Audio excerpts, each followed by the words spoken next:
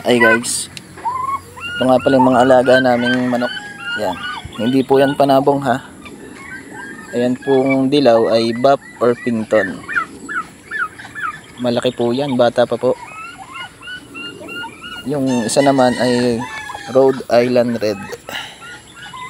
Yan. Yung Rhode Island Red malapit na po mangitlog. Yung pong gold na Buff Orpington, bali hindi pa po, bata pa po yun, pero sobrang laki na. Ayan po.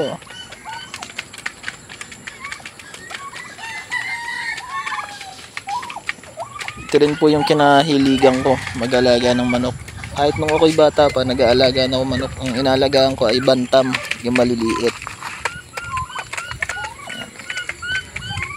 Masarap lang mag-alaga nito kasi ang lalaki.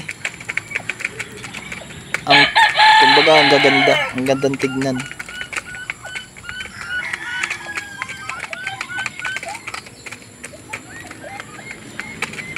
Yan po.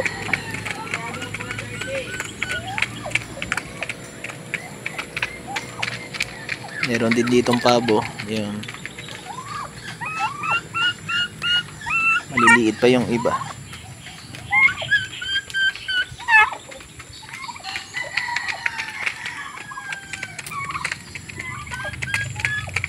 Mga isang araw gagawan ko na to ng itlogan.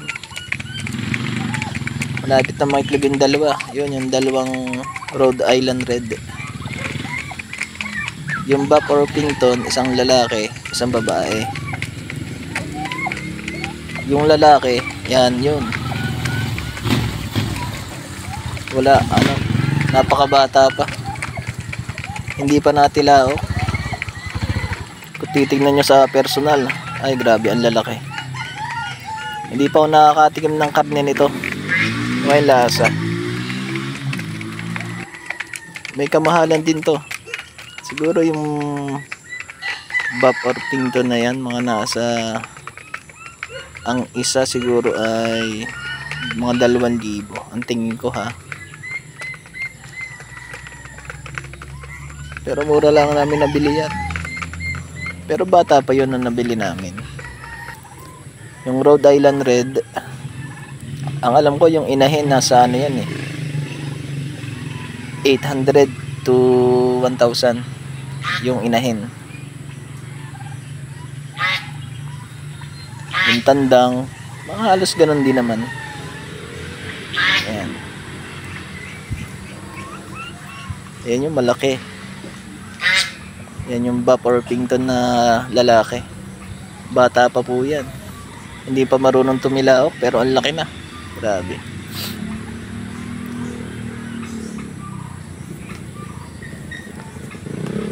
Ang itlog nan kulay gold. De, joke lang. Brown din siya, brown. Mahal din yung itlog nito. Ayan no.